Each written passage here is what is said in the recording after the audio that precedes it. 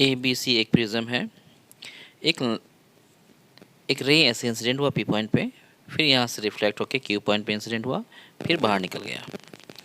P point पे incident हुआ है इसलिए हम लोग एक नॉर्मल ड्रॉ करेंगे जिसका नाम एस एन देंगे, और क्यू पॉइंट पे जब बाहर निकलते समय क्यू पॉइंट पे फिर से इंसिडेंट हुआ है, इसलिए इस पॉइंट क्यू पॉइंट पे हमें एन टी एक दूसरा नॉर्मल ड्रॉ करना पड़ेगा।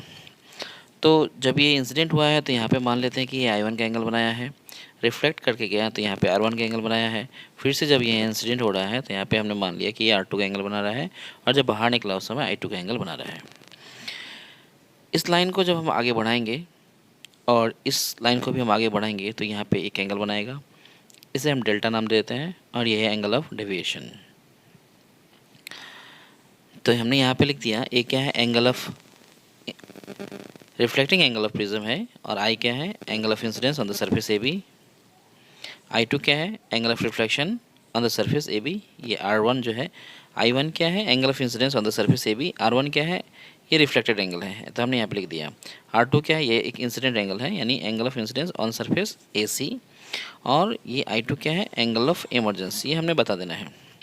अच्छा, इसके बाद हम मेन पॉइंट पे आ जाते हैं। तो सबसे पहले हमें हमने जैसे लिखा in triangle P M Q, P M Q, ये जो ट्रायंगल हमें दिख रहा है ये पी एम क्यू ट्रायंगल है।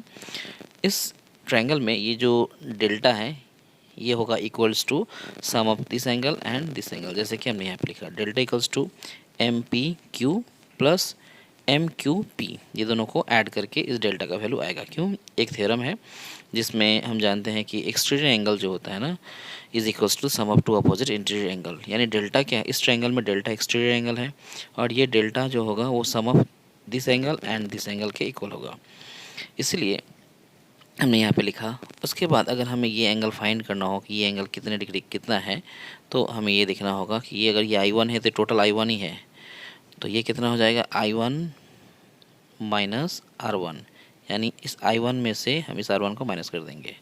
और यहाँ पे भी सेम ये अगर आई टू है तो ये टोटल एंगल जो है ये आई टू का एंगल है, और ये एंगल कितना हो जाएगा, अगर हम सपोज ये एंगल सिर्फ निकालना चाहते हैं तो आई टू में से आर टू को माइनस कर देना है, I two minus R two.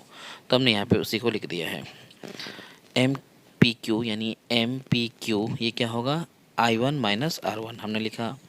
फिर एम क्यू पी जो होगा वो होगा आई टू माइनस आर टू, तो हमने यहाँ पे लिख दिया।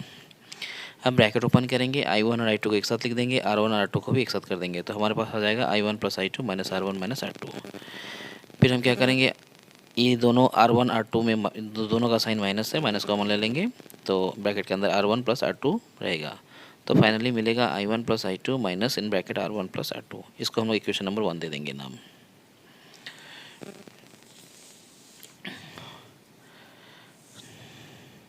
फिर हम लोग काम करेंगे in triangle P N Q, यानी कौन सा ट्रायंगल, पी एन क्यू, ये ट्रायंगल। इस ट्रायंगल में ये एंगल और ये एंगल, ये तीन एंगल को ऐड करने से कितने डिग्री का होता है, 180 का होता है।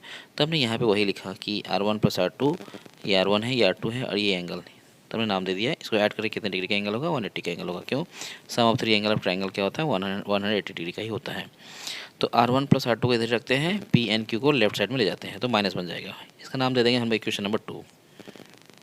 अब हम लोग काम करने वाले क्वाड्रिलेटरल में, ये ए पी एन और ये क्यू, ये जो बड़ा सा हमें क्वाड्रिलेटरल दिख रहा है इसमें हम लोग काम करेंगे।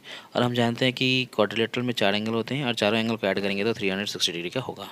तो जैसे कि हमने यहाँ पे लिखा है, तो angle A plus angle A P N plus angle P N Q plus angle A Q N, ये है इक्वल्स टू 360। क्यों, sum of 4 angle of quadrilateral.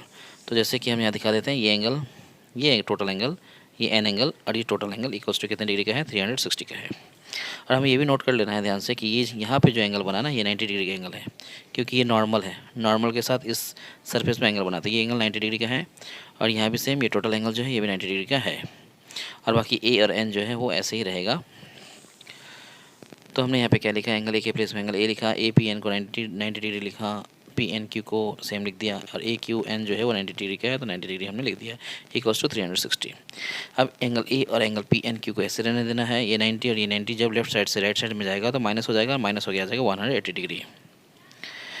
तो अब हम देखते हैं कि ये एंगल ए को यहीं पर रहने देंगे, 180 यहाँ पर रहने देंगे, और पी एन क्यू को लेफ्ट से राइट में लेके आने से माइनस बन जाएगा। इसका नाम देंगे हम लोग नंबर 3। अच्छा, अब हम देखते हैं कि ये जो नंबर 3 इक्वेशन है फ्रॉम इक्वेशन 2 एंड इक्वेशन 3, ये 2 इक्वेशन और ये 3 इक्वेशन, इसमें हम लोग देखते हैं कि ये 180 माइनस पी एन क्यू और ये भी 180 माइनस पी एन क्यू, यानी ये दोनों क्या है, सेम है, राइट साइड सेम है, तो लेफ्ट साइड में क्या होगा, सेम होगा। तो लेफ्ट साइड में R1 प्लस R2 है, इसके लेफ्ट साइड में एंगल ए है, तो हम लिख सकते हैं R1 plus R2 equals to angle A, ये हमने लिख लेना है। फिर अब हम क्या करेंगे कि ये जो 4 नंबर इक्वेशन आया इसमें R1 plus R2 equals to कितना आ गया, एंगल ए। अब इसको यूज़ करेंगे इक्वेशन नंबर 1 में यहाँ पे, तो यहाँ पे क्या है, ये जो delta equals to I1 plus I2 minus R1 plus R2 है ना ब्रैकेट में, तो ये जो R1 प्लस R2 है इसकी जगह पे हम क्या पुट कर सकते हैं, इसके अकॉर्डिंग एंगल ए पुट कर सकते हैं। तो हमने यहाँ पे क्या किया, delta equals to I1 plus I2, जैसे यहाँ पे I1 प्लस I2 है वैसे ही लिखा, माइनस है माइनस लिखा, और ये R1 प्लस R2 की जगह पे हम क्या लिखेंगे, यहाँ पे कैसे आया, ए आया ना, तो ए लिख देना है। तो इस तरह से ये जो एक्सप्रेशन है ये प्रूव हो जाता है।